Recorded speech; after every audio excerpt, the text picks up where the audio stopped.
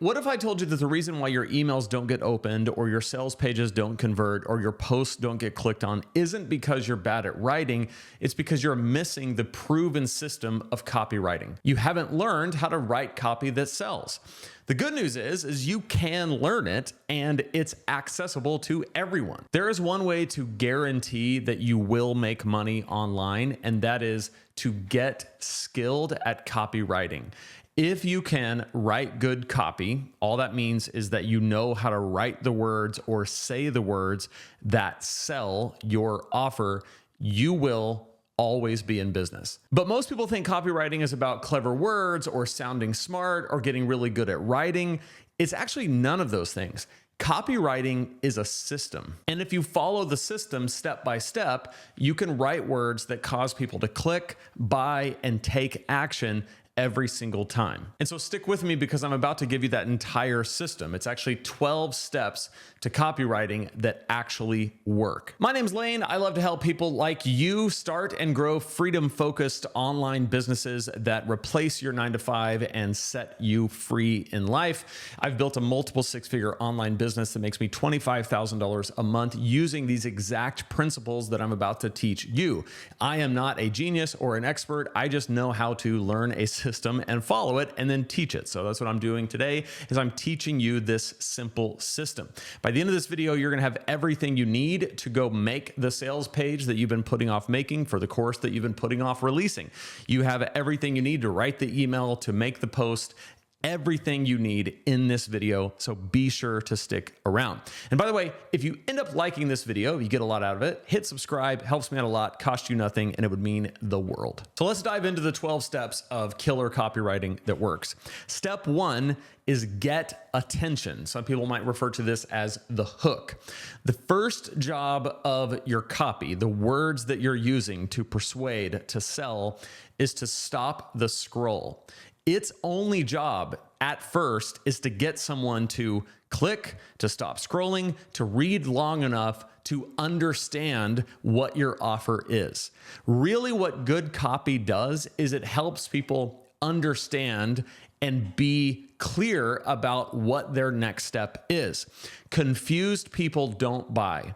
So the job of your copy is to clear up the confusion and make it obviously clear that your offer is for them, provided that they're your target and who you're trying to help, and they have the problem that your offer is solving. If all of that lines up, then your copy's job is to do that. The only way they read your copy is if you have the right hook. You have to get their attention.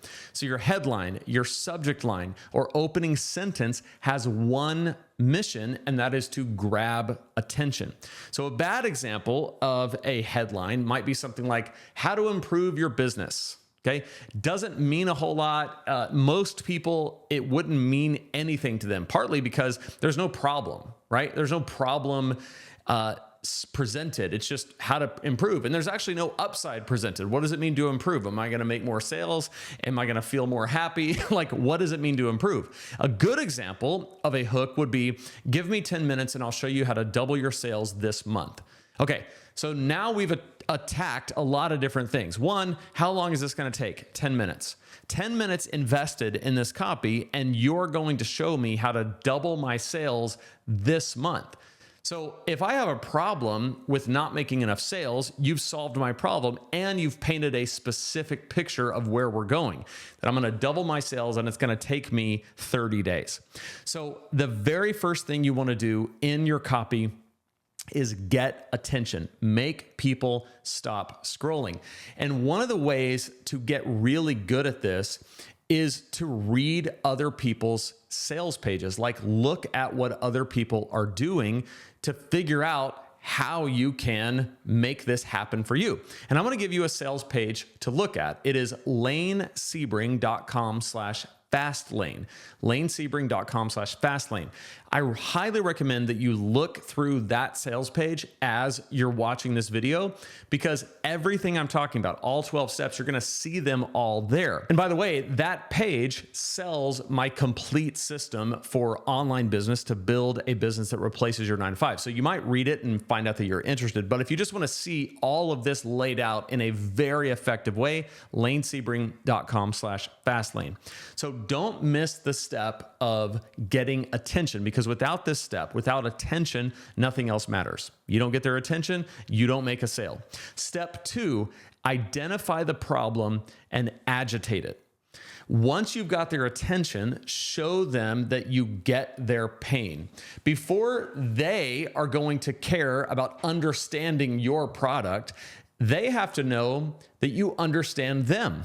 Like, you get them, you understand where they're coming from, and specifically, you know exactly the pain that they're experiencing, where they're stuck. Now, you're not just identifying that problem, you're agitating it. So imagine that you've identified the pain and then you twist the knife. Sounds harsh, doesn't it? Like, you let them know this is the place that you're stuck. And it's even worse than you think, right? You twist the knife a little bit. So if I'm doing this to help someone build an online course, if I'm selling a course on how to build your first course, I might say, you have this problem where you know you've got something deep down inside of you to teach. And you know that people would pay money to learn that from you, but you don't know how to get started, and you've put it off for a long time. That's the problem.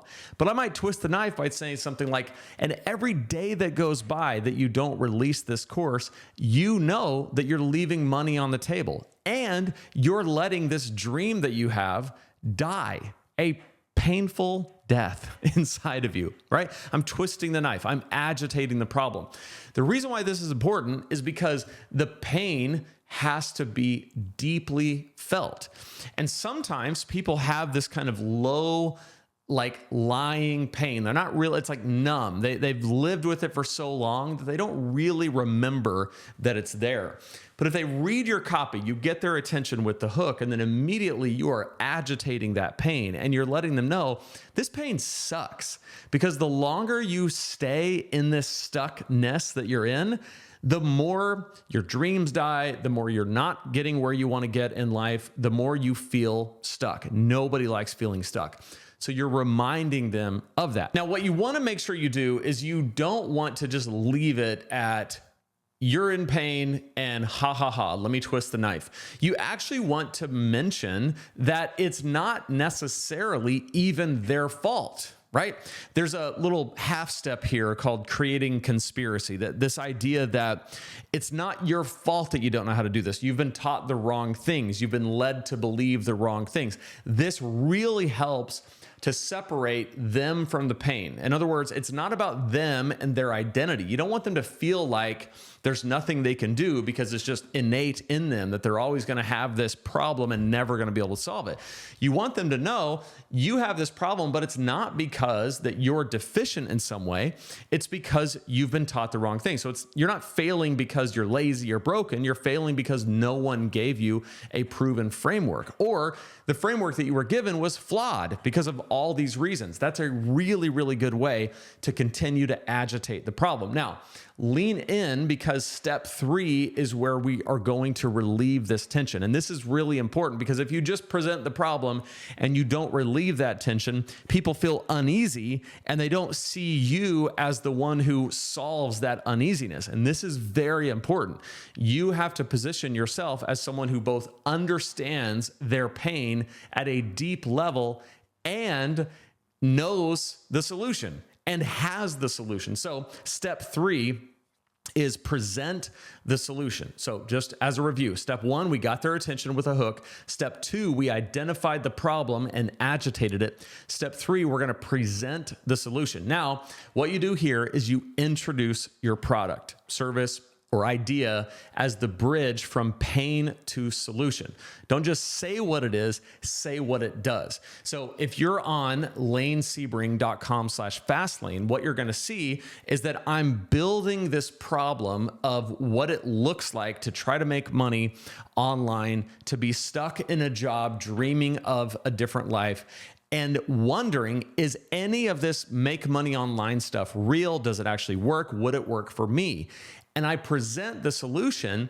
Yes, it does. The solution is Six-Figure Fastlane, my complete end-to-end system to help you build an online business that replaces your 9-to-5 income.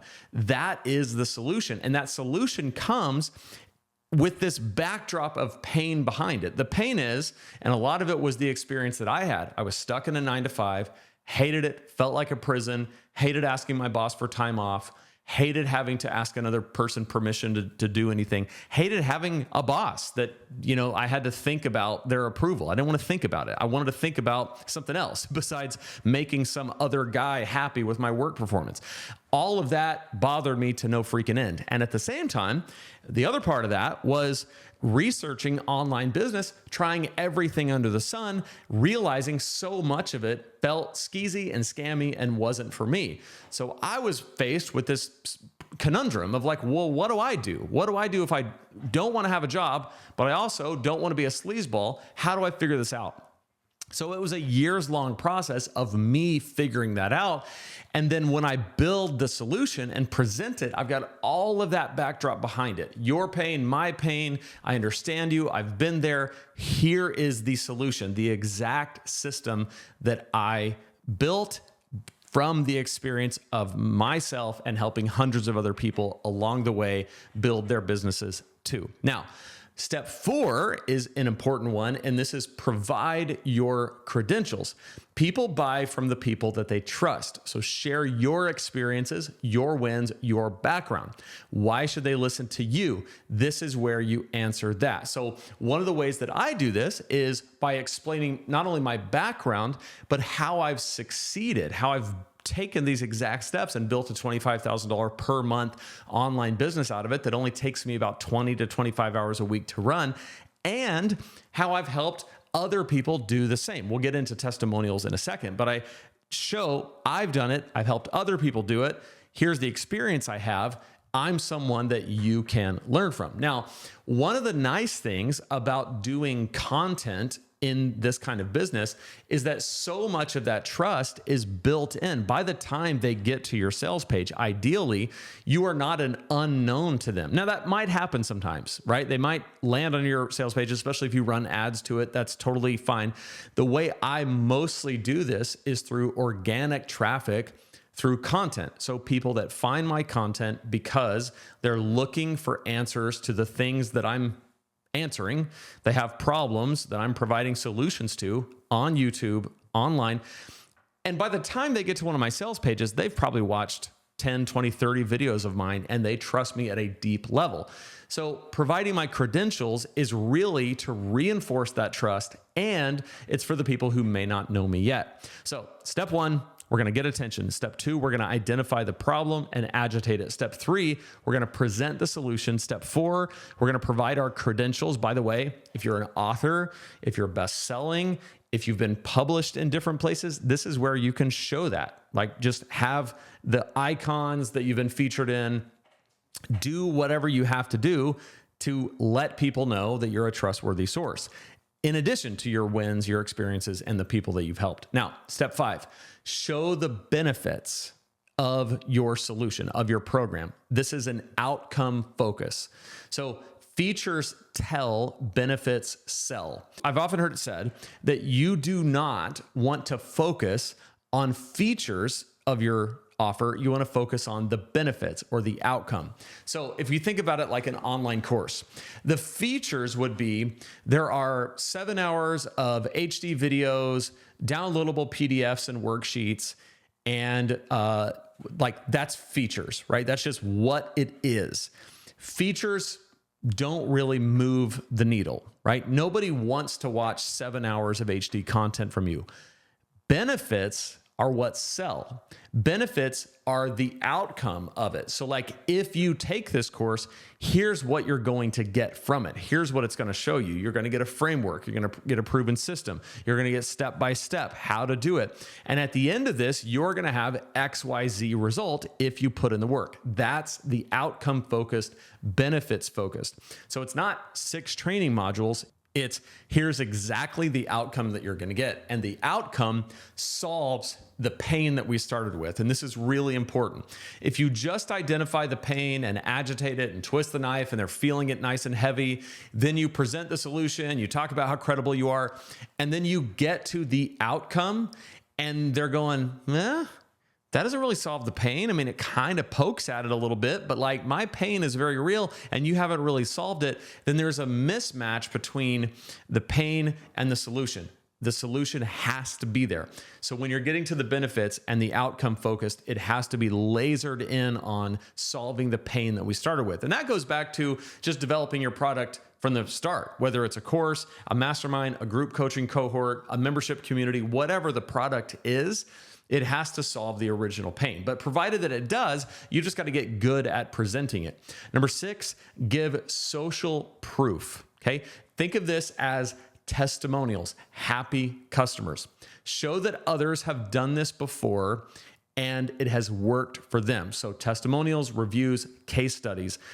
It proves that your offer works in the real world. Now, if this is a product that you're releasing for the very first time and you don't have direct clients that have taken this exact product before, they haven't taken this course or gone through this cohort, but you have other courses that they've done that teach similar things or other cohorts or products that they've done, then you can use that. You can say, when I've taught this same material before, or when I've worked with people using this same system before, here has been the results. The good news is once you run it one time, you want to really focus on getting testimonials from that first batch of people, and then you're good to go. But your social proof, your testimonials need to be peppered throughout the copy. So this is basically in order that I'm showing you this from the top to the bottom of the page. But the testimonials can go everywhere and they should go everywhere. You need to have them at the top, you need to have them in the middle, you need to have them at the bottom, you need to have them before the call to action, after the call to action.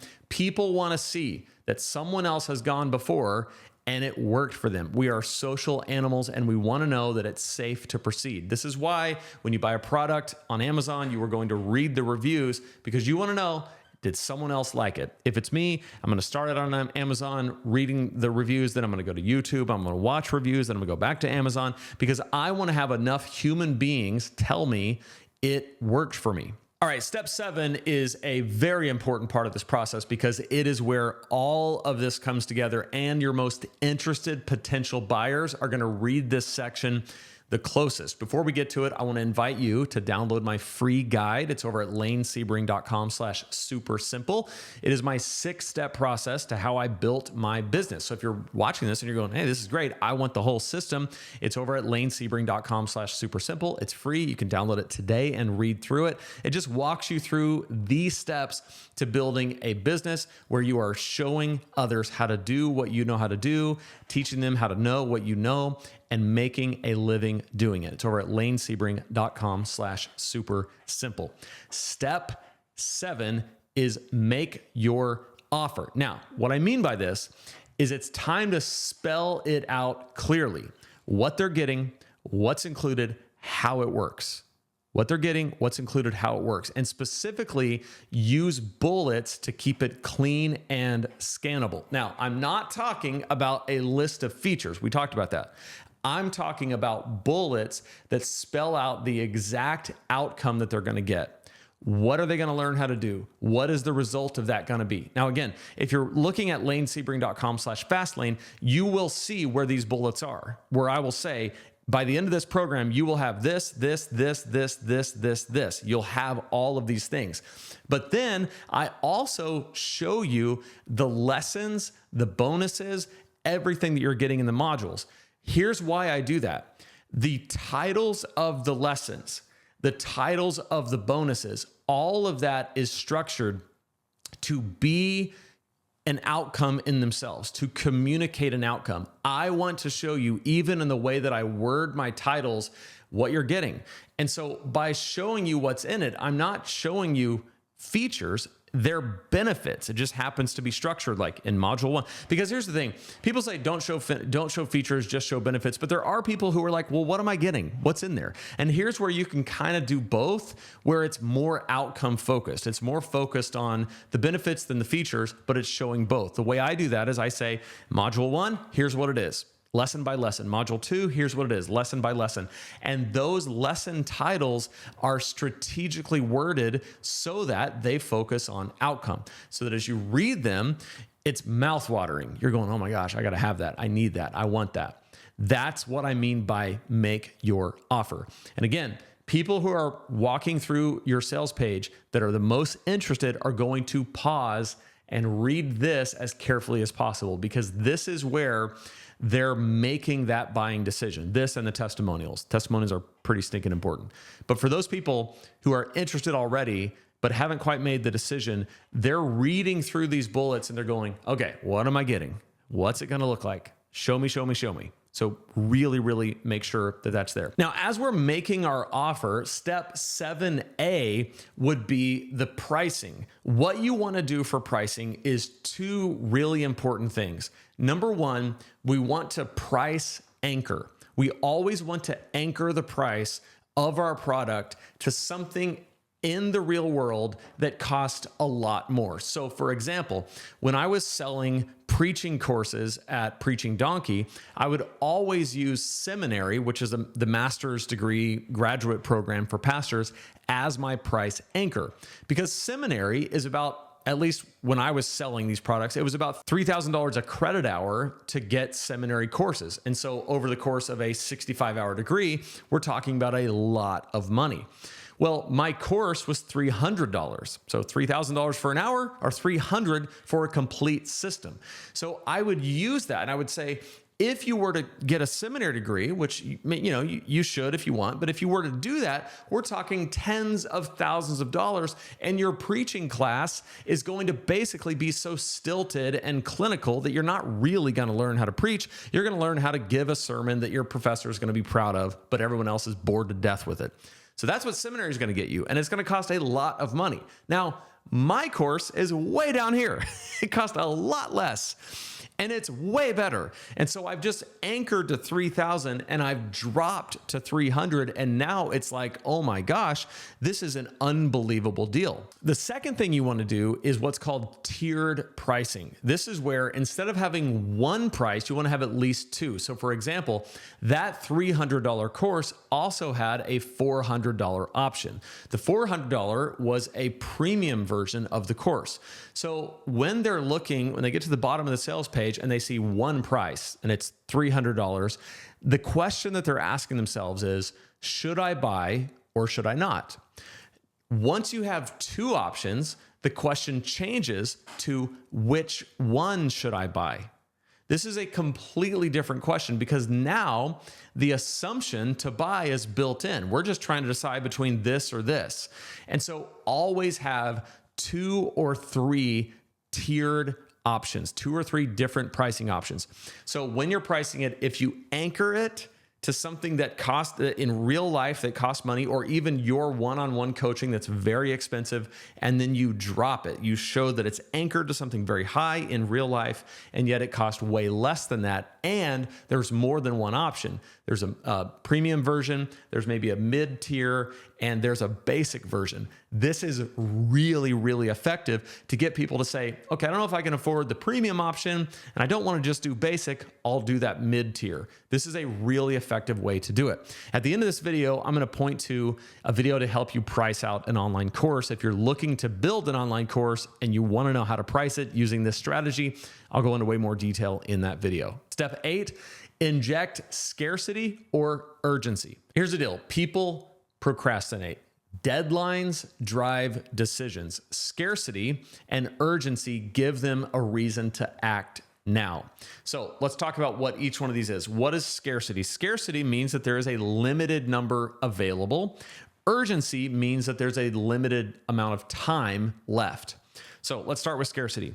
There's lots of ways to infuse scarcity. When you're doing a launch, even if it's a course, a digital course where you can sell as many of them as you want, you could say that the first 100 people to buy the course are going to be able to be a part of 2 live Q&A calls with me, but it's limited to the first 100 people. Well, then that infuses some scarcity because there's a limit. So if they don't get in soon enough, they miss out on that opportunity.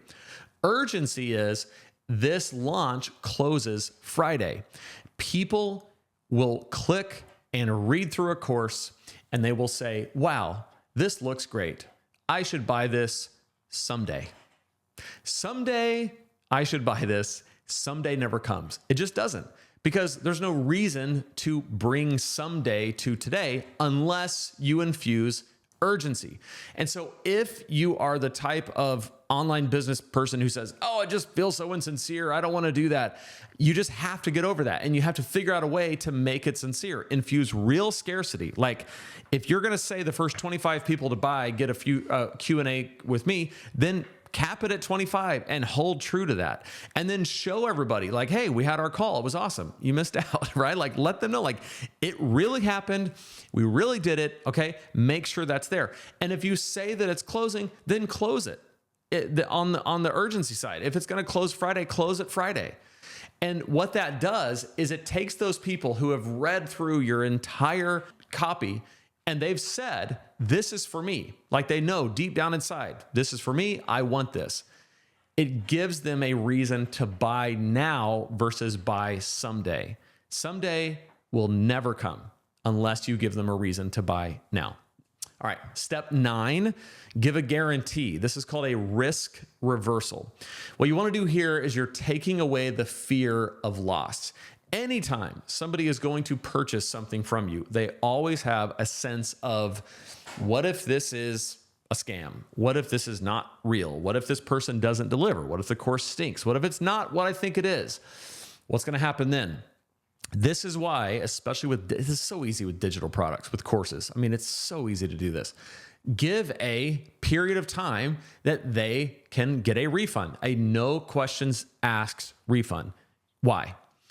Because when they are reading through your sales page and they're bought in, they want it. They've read the bullets. They've read, they trust you. They've read the testimonials. Oh my gosh, other people have gotten results.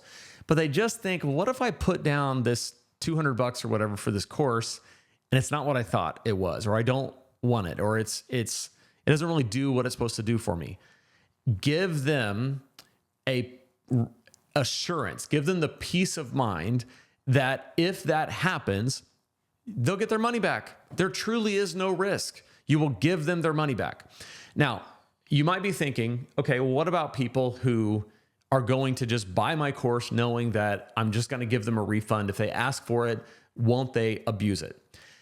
In the hundreds of courses that I've sold and the hundreds of thousands that I've made from courses, this has only happened one time where someone like clearly abused the system. Now, I've gotten refund requests. I've gotten people who sincerely like, it wasn't what they thought it was going to be. That's like a handful of times. I mean, like literally like a handful of times people have emailed and said, hey, I bought such and such course. I don't know if I still want it. And I say, sure, no problem. I'll give you your money back because that's what I said I would do. There's only been one time where it was clearly abused. Like I knew this person and this person's relative, like they had done this twice.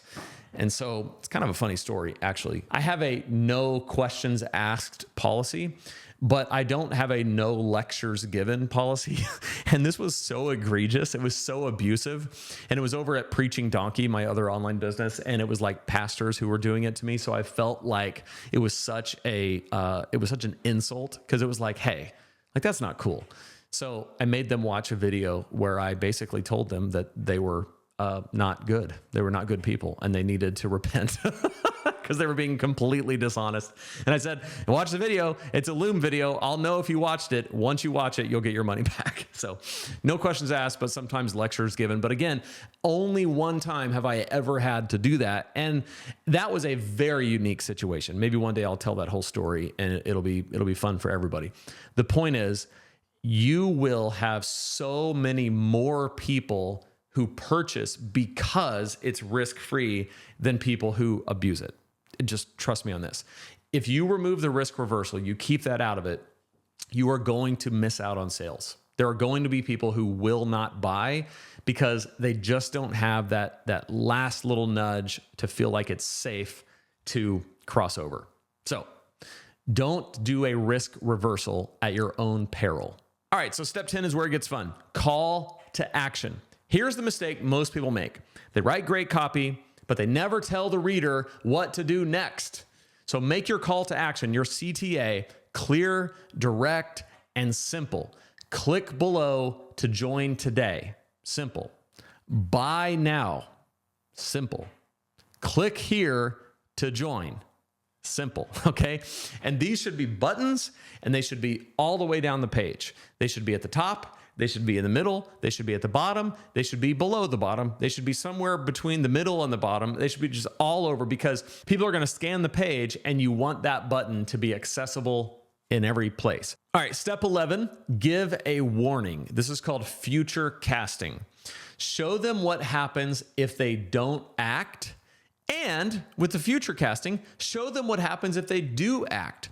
So the way this works, and this is where the warning comes in, you might say something like, let's go 12 months from now, and let's assume that you don't buy, that for whatever reason you decide this isn't for you.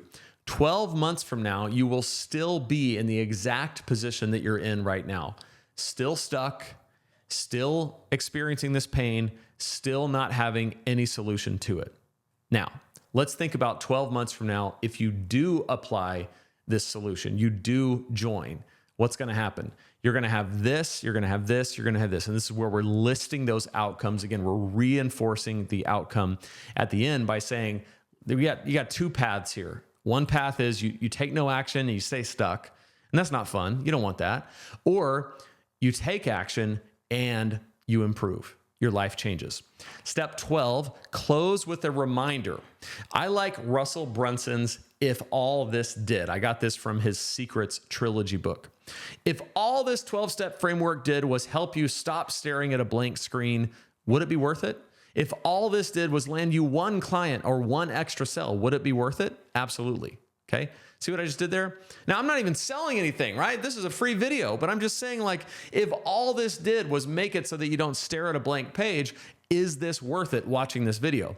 Well, at the end of your sales copy, you want to have something that reinforces this idea that the price of the product is something that if all it did was fill in the blank, if all it did was give you this result, then wouldn't this dollar amount be worth it? And so this is a good place to summarize everything that they're getting. This is why it's called a reminder. We're closing with a reminder. Every single thing that they're getting priced out and showing them the value of each thing and then what you're charging. So we've anchored the price and we're showing how it drops to the price that we want to give them. That is a very, very powerful place to put that. Those 12 steps are how this works. Copywriting is a system. It is a framework. And now you have that framework. The best thing you can do is build a sales page today or this week and map out all of these step by step. Now, the big question is, do you just use AI to write your copy? Like, do you just give them these 12 steps and say, write my copy? I don't encourage that as a first draft. I really, really encourage you to go step by step through these 12 things, knowing your product, knowing the outcome it delivers, and write it all out. Then if you want to throw it into ChatGPT and say, here's what I've come up with, show me how I might improve this, then you can kind of work from there. But if you start with the AI, it robs a little bit of what's already inside you because this is your product, it's your outcome, it's your solution. You're the one with the credentials, the social proof. So be the originator and then use AI for help if you need to. Now, at this point, you might be using this 12-step framework to sell an online course. And the question you might have is, how do I price my course? And I made a nifty video for you, and it's right here, and it will show you all about that. How do you price your course? How do you determine that? Click right there, and I'll see you in that video.